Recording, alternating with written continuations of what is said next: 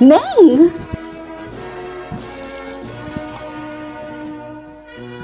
Congrats!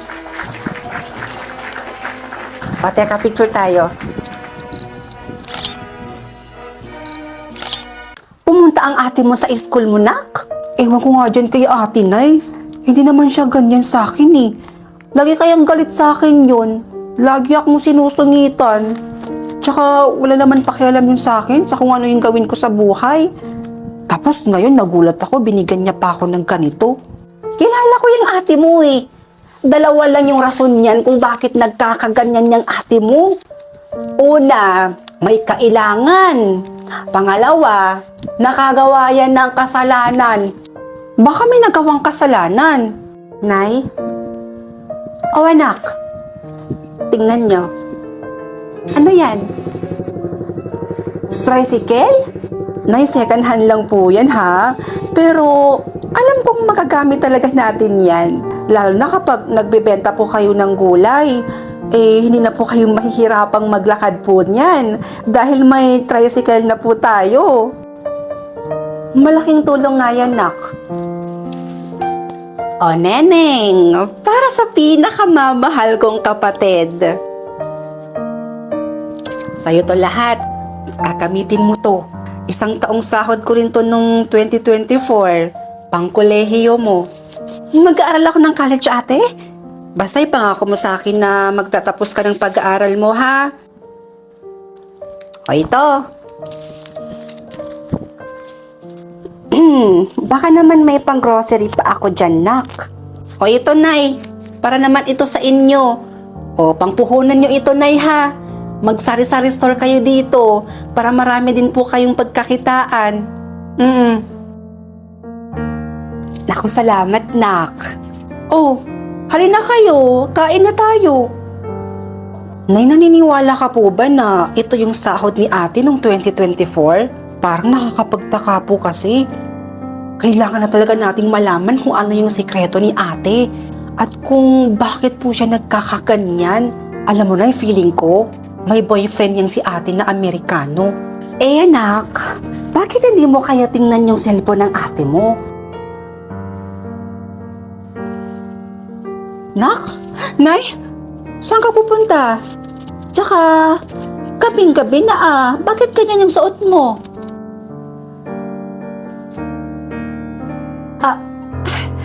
Wala akong pupuntahan, Nay. Finifeel ko lang tong dress. Gusto ko kasi ma-experience kung paano ba magsuot ng ganito. Nay, pasok na po ako. Diba, Nay? Sabi ko sa'yo, feeling ko talaga nagbebenta ng katawan niyan si ate.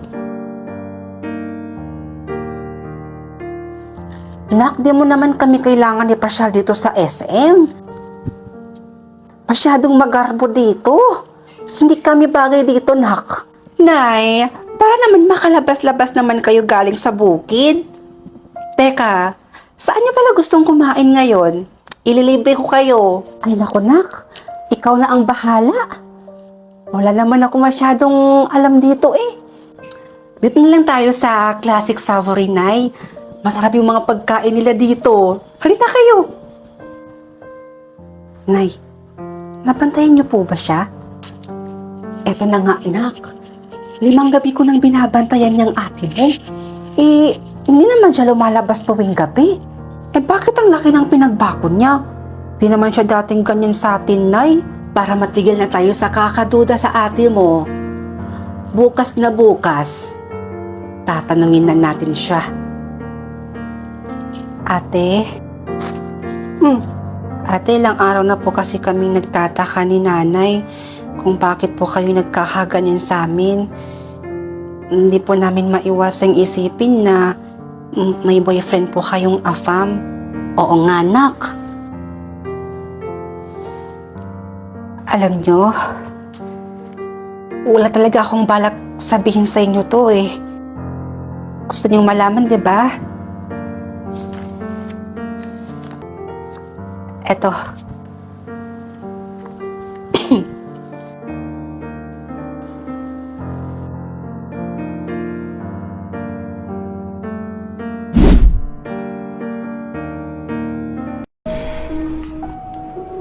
Condolence po, tita. Kaibigan po ako ng anak nyo. Nagdala na rin po ako ng pera pang abuloy. Naku, iha, bakit ka nakapula? Bawal magpula kapag pupunta ka ng patay. Ay, hindi ako aware na naniniwala pala kayo sa mga pamahiin. Nakakaloka naman kayo, tita. Hindi totoo yung mga pamahiin na yan. Nagpapaniwala naman kayo sa mga ganyan. Siya, tita. Dito muna ako, ha. Titignan ko muna yung kaibigan ko.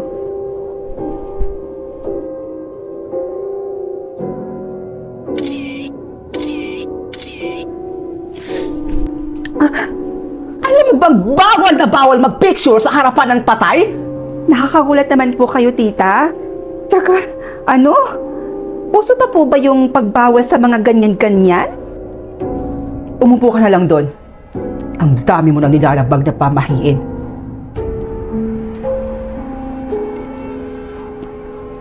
Nakakaloka yung nanay mo, Bessie. Masyadong nagpapaniwala sa mga pamahiin na yan. Hindi naman yan totoo eh. Nakakaloka siya. Ay nako, mas mabuting manood na lang ako ng zombie board dito sa Loklok. Mas nakakatakot pa to kaysa dyan sa sinasabi ng nanay mong pamahiin. Wow.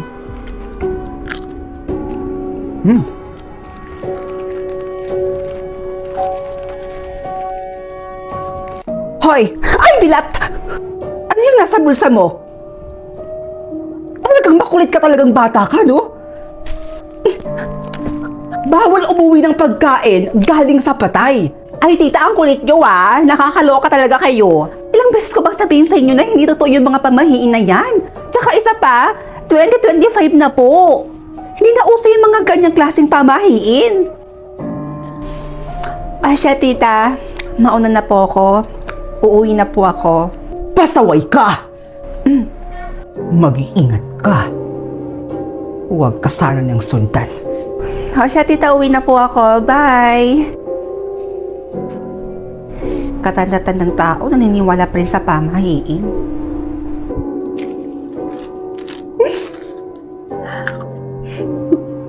Sarap! Ay, awa! Ano yun? Sino ka? Sino ka? Hindi ako natatakot sa'yo, ah! Magpakilala ka sa akin, sino ka?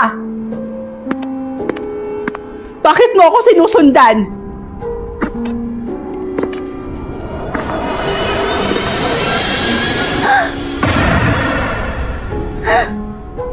Halika, ihahatid na kita.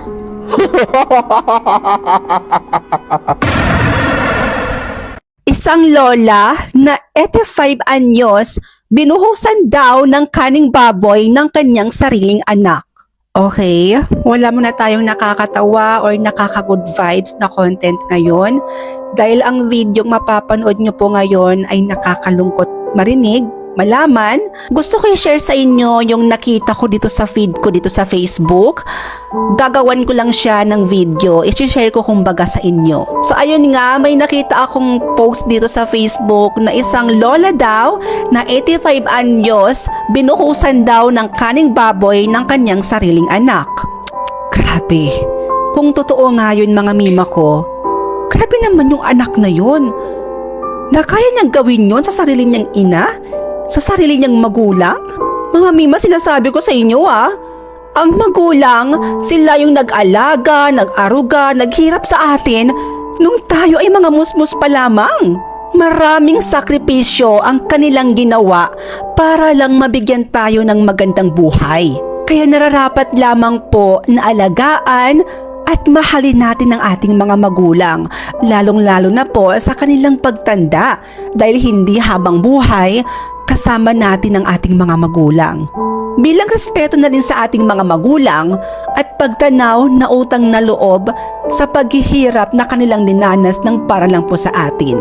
Hindi ko rin talaga lubos maisip yung mga ibang tao ngayon na hindi sila marunong magpasalamat at magtanaw ng utang na loob sa magulang nila. May iba pa nga na sinasaktan ang kanilang mga magulang lalong-lalo na kapag sila ay matatanda na At ang masakla pa doon, pinapalayas pa. Ayon sa nag-post nito mga mima ko, ay sariling anak daw ni Lola ang gumawa sa kanya nito. Kitang-kita sa mga larawang ipinost sa social media ang kawawang sitwasyon ni Lola. Alam niyo mga mima, makalola talaga akong tao. Kaya nung makita ko yung post na to, yung mismong picture ni Lola, masyado akong nasaktan mima. Sobrang sakit talagang makita to para sa akin. Kung makikita niyo mga mima, basang-basa yung damit ni Lola at punong-puno pa ito ng kaning baboy. Kaya namang bakas ang kanyang lungkot sa kanyang mga mata. Ayon sa nabasa ko, ginawa daw ito ng anak ni Lola dahil sa hindi daw ito nagbigay umano ng pera si Lola sa kanyang anak. Kilala daw na mainitin at basagulero yung anak ni Lola, kaya walang tumulong sa kay Lola dahil natatakot daw sila na madamay pa. Pinost lang ng isang netizens yung picture ni Lola para daw makahingi ng tulong online. Kayo mga mima, ano ang inyong maiko-comment sa ginawa ng anak ni Lola sa kanya? 3 lang? Naku, kayang-kaya ko to. Easy. Ano? Talaga ba? Ang hirap naman ito. Ba yan? Ma'am, excuse me po. May sasabihin po sana ako sa inyo. Oh, Rods, bakit? Ano yon? Paano ba? Aray, sakit! Ma'am, sorry. Sorry po. Pumunta ka ngayon sa guidance office. Now! At bukas na bukas, papuntahin mo rin yung mga magulang mo dito, ah. Guys, ang hirap ng first task. Napaka-guidance patuloy ako. Ay, naku. Buti pa to, madali lang. Ha? May barya ka ba? Kalimos naman, no. meron po. Pangkain ko lang. Sandali lang po. Eto po, Nay. Ang bait mo naman, ha? Salamat, Ano naman kaya yung next task ko? Ay, si Mama? Naku, madali lang yun. Maano po yung pinapanood nyo?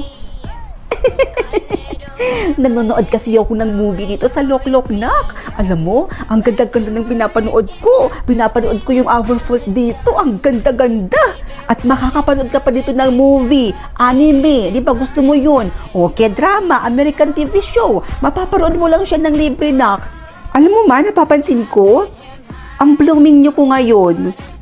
Maganda po kayo ng paganda Sana all. Napansin mo pa yun? Doon namang anak ko Di ko na nga masyadong pinapansin yung kagandahan ko. Diyos ko anak, gumaganda lang naman kasi ako kasi palagi akong nalililigan ng papa mo. Inaaraw-araw ba naman? Ha? Bakit ganun? Dapat na kompleto ko na to kinumplement ko naman si mama. Bakit kaya ganun? Kinumplement ko naman si mama. Pero bakit? Hindi ko pa rin nakompleto yung task. Bunso, nakita mo ba kung nasan si mama? Nasa loob pa si mama, ate. Ganun ba? Pero ate, maiba tayo. Napapansin ko, bagong ribbon ka. Taray, new look siya, Ang ganda naman talaga ng ate ko. Ano ka ba? Parehas din naman tayong maganda. Kasi ako yung ate mo. Siyempre, nagmana ka sa akin. Ano?